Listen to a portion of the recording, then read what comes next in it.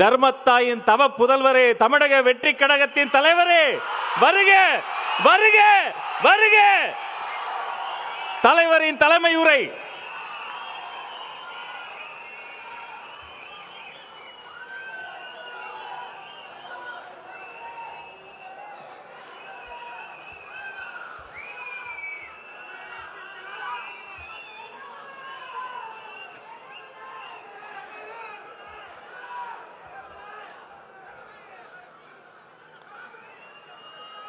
என் நெஞ்சில் குடியிருக்கும்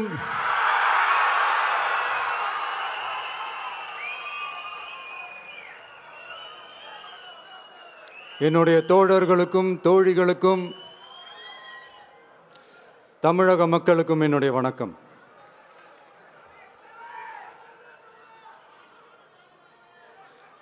நம்ம குடும்ப உறவுகளை இழந்ததுனால சொல்ல முடியாத வேதனையிலும் வலியிலும் இவ்வளோ நாளாக இருந்தோம். அப்படிப்பட்ட அந்த சூழலில் நம்ம சொந்தங்களின் மனம் பற்றி இருக்க வேண்டியது நம்மளுடைய கடமை. அதனால தான் அவங்களோட சேர்ந்து அமைதி காத்து வந்தோம்.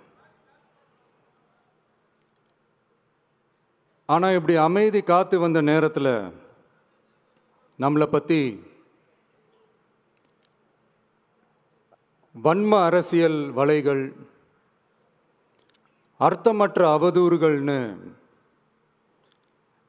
இந்த மாதிரி நிறையா விஷயங்கள் நம்மளை பற்றி பின்னப்பட்டன, பரப்பப்பட்டன. இது எல்லாமே சட்டம் மற்றும் சத்தியத்தின் துணை கொண்டு துடைத்து எறிய தான் போகிறோம்.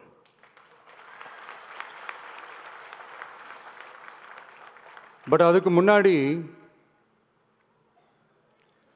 தமிழக சட்டமன்றத்தில் நமக்கு எதிராக நிகழ்த்தப்பட்ட ஓர் உரைக்கு ஒரு நாகரிக பதிலடி கொடுக்கணும்னு நான் நினைக்கிறேன்.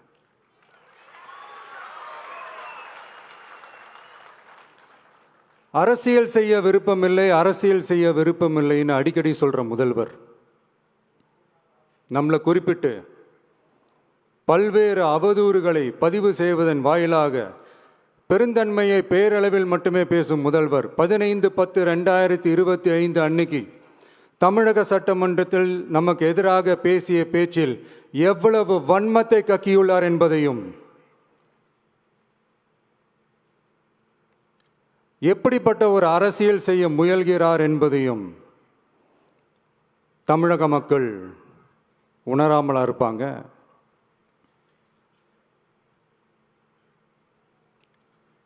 இந்த கரூரோடு சேர்ந்து 5-6 மாவட்டத்துக்கு இந்த மக்கள் சந்திப்பு நிகழ்ச்சிகள்லாம் நடத்தியிருக்கிறோம், போயிருக்கிறோம். அங்கெல்லாம் இந்த லாஸ்ட் மினிட் வரைக்கும் எங்களுக்கு அந்த இடம் கொடுப்பாங்களா மாட்டாங்களா, பெர்மிஷன் தருவாங்களா மாட்டாங்களா, இப்படியே இழுத்து அடிச்சுக்கிட்டு இருப்பாங்க. நான் நாகப்பட்டினத்தில் சொன்னது மாதிரி தான், நாங்கள் ஒரு இடம் செலக்ட் பண்ணி கேட்போம், மக்கள் நல்லா ஸ்பேஷியஸாக நின்று பார்க்குற மாதிரி. பட் அவங்க அதையெல்லாம் ரிஜெக்ட் பண்ணிவிட்டு மக்கள் நெருக்கடியோடு நின்று பார்க்குற மாதிரி ஒரு இடத்த செலக்ட் பண்ணி எங்களுக்கு கொடுப்பாங்க. இது டிஃபால்ட்டாக எல்லா இடத்துலையும் இந்த ஒரு ஆர்கியூமெண்ட் நடந்துகிட்ருக்கோன்னு வைங்க.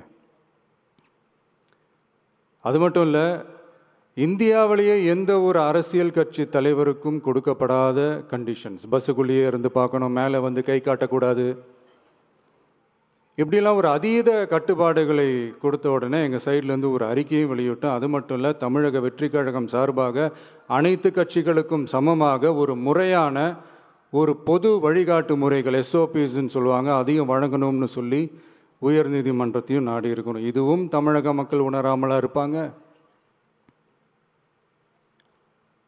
இப்படி ஒரு அரசியல் காழ்ப்புடன், நேர்மை திறனற்று நம்மளை பற்றி குற்றம் சாட்டியுள்ள குறுகிய மனம் கொண்ட முதல்வர் அவர்களுக்கு ஒரு சில கேள்விகள்.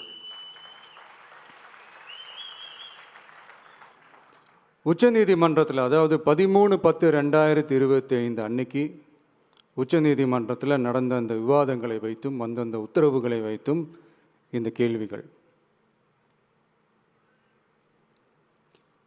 இப்படி பொய் மூட்டைகளாக நம்மளை பற்றி இந்த அவதூறுகளை அவிழ்த்து விட்ட முதல்வர் அவர்களுக்கும் திமுக அரசுக்கும் சார்பாக கோடிகளை கொட்டி அமர்த்தப்பட்ட அறிவார்ந்த வழக்கறிஞர்கள் அவங்க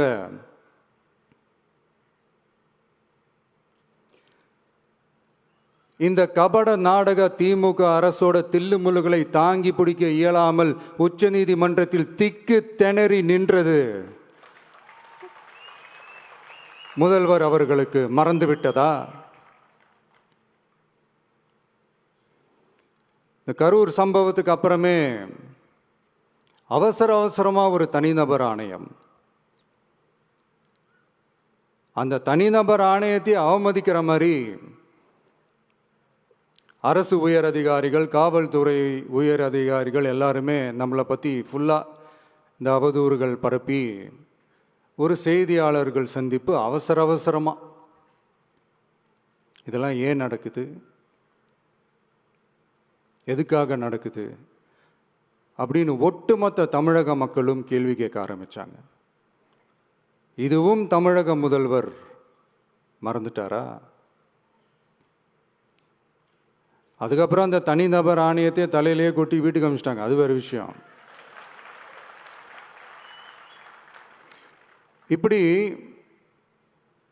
இப்படிலாம் கேள்வி கேட்ட உடனே ஏதாவது பதில் சொல்லி ஆகணும்ல. அதனால சட்டமன்றத்தில் பேசும்போது உண்மை நிலையை தெளிவுபடுத்தத்தான்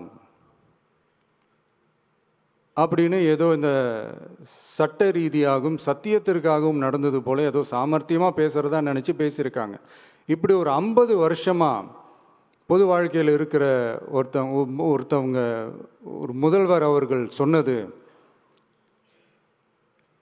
எவ்வளவு பெரிய ஒரு வடிகட்டின பொய் சப்பை கட்டுன்னு நான் சொல்லலை, உச்ச நீதிமன்றம் சொல்லியிருக்கிறாங்க. அவங்க சொன்னதெல்லாம் கொஞ்சம் என்னன்னு கொஞ்சம் லைட்டாக பார்ப்போமா?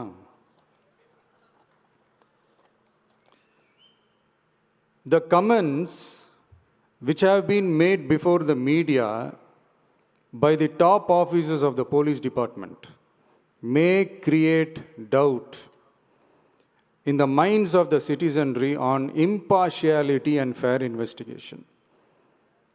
The faith and trust of the general public on the process of investigation must be restored in the criminal justice system. அதாவது அரசு காவல் உயர் அதிகாரிகள் ஊடகங்களிடம் பேசியது என்பது பொதுமக்களிடையே நியாயமான விசாரணை நடக்குமா என்ற சந்தேகத்தை ஏற்படுத்தக்கூடும் என்றும், நியாயமான விசாரணை மூலமே அந்த சந்தேகத்தை மீட்டெடுத்தே ஆக வேண்டும் என்றும் உச்சநீதிமன்றம் தமிழக அரசின் தலையில் ஓங்கி நறுக்கு நறுக்கு நறுக்கு என்று கொட்டியதை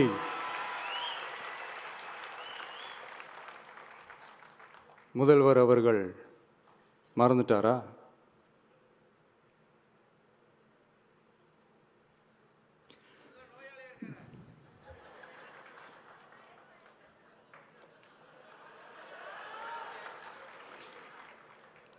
மாண்பமை சென்னை உயர்நீதிமன்றத்தின் மாண்புமிகு நீதியரசர் SIT அமைத்து உத்தரவிட்டார் அல்லவா?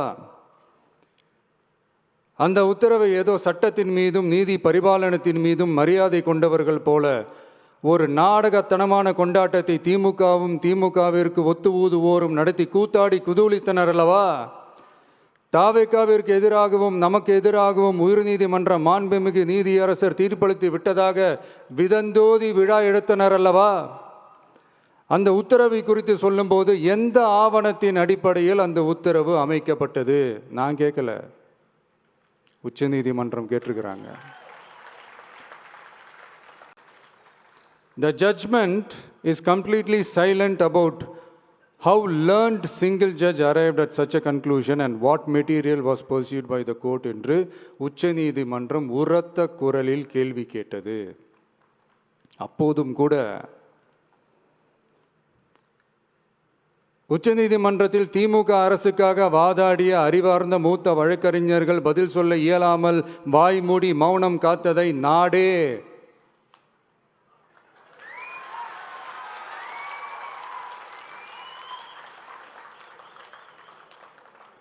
பார்த்ததல்லவா? இதையும் முதல்வர் அவர்கள் மறந்துட்டாரா?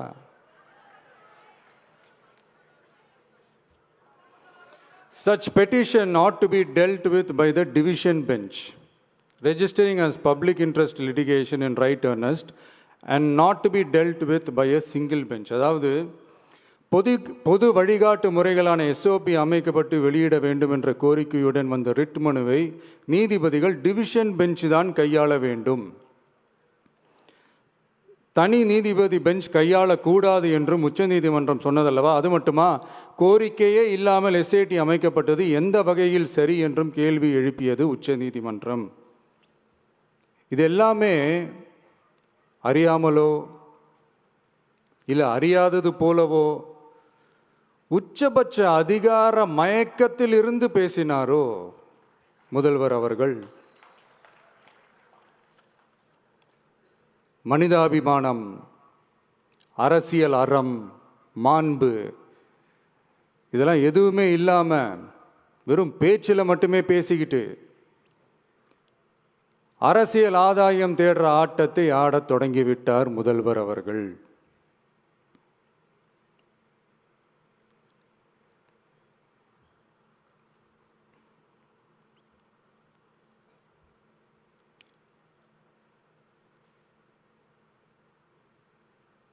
இதெல்லாம் என்ன அவங்களுக்கு புதுசாக? என்ன 1969க்கு அப்புறமே எப்போ கட்சி அவங்க கைக்கு வந்ததோ, இன்னும் குறிப்பாக சொல்லணும்னா 1972க்கு அப்புறம் கேள்வி கேட்க ஆளே இல்லாமல் போச்சுல்ல, அதுக்கப்புறமே இந்த திமுக தலைமை இப்படி தானே இருக்குது.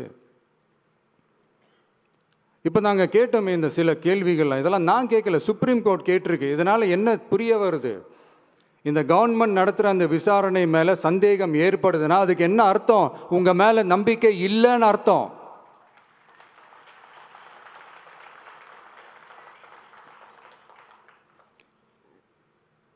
இதெல்லாம் ஏன் எதுக்காகன்னு முதல்வர் அவர்களுக்கு புரியுதா?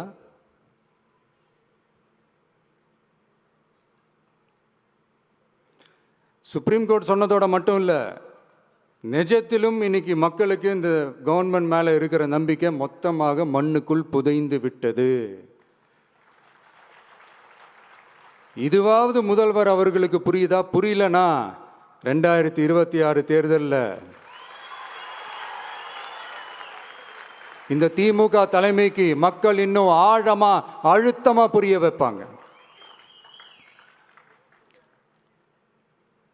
அப்போ கூட இவங்க என்ன பண்ணுவாங்க தெரியும்ல, 5 வருஷத்துக்கு ஒரு வாட்டி பழக்க தோஷத்தில் ஒரு அறிக்கை ஒன்று வெளியிடுவாங்களே, மக்கள் தீர்ப்புக்கு தலை வணங்குகிறோம்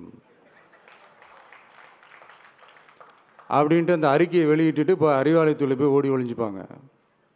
இப்போவே ரெடி பண்ணி வச்சுக்கோங்க அந்த அறிக்கையை. எப்படி? மக்கள் தீர்ப்புக்கு தலை வணங்குகிறோம்.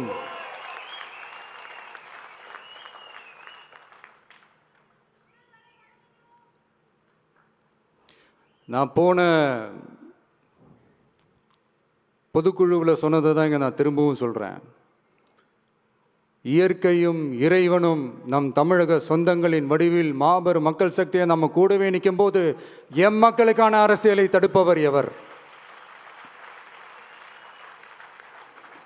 அதனால தோழர்களே, நமக்கு வந்திருக்கிற இந்த இடையூறு வெறும் டெம்பரவரி மட்டும்தான். எல்லாத்தையும் தகர்த்தெறிவோம், மக்களோட கை கோர்த்து நிற்போம், மக்களோட களத்தில் போய் நிற்போம்.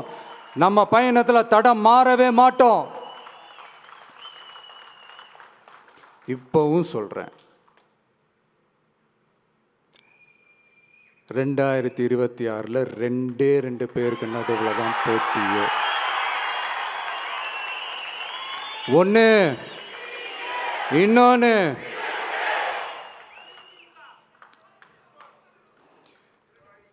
இந்த போட்டி இன்னும் ஸ்ட்ராங்காக மாறப்போகுது.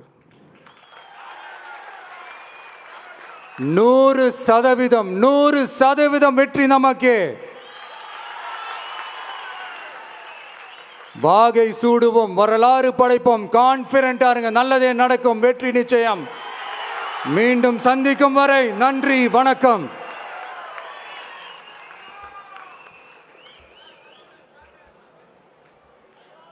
வெற்றி தலைவருக்கு ஒரு அரங்கம் நிறைந்த கரவொலியை பரிசாக தருவோம். 2026 வெல்வோம்.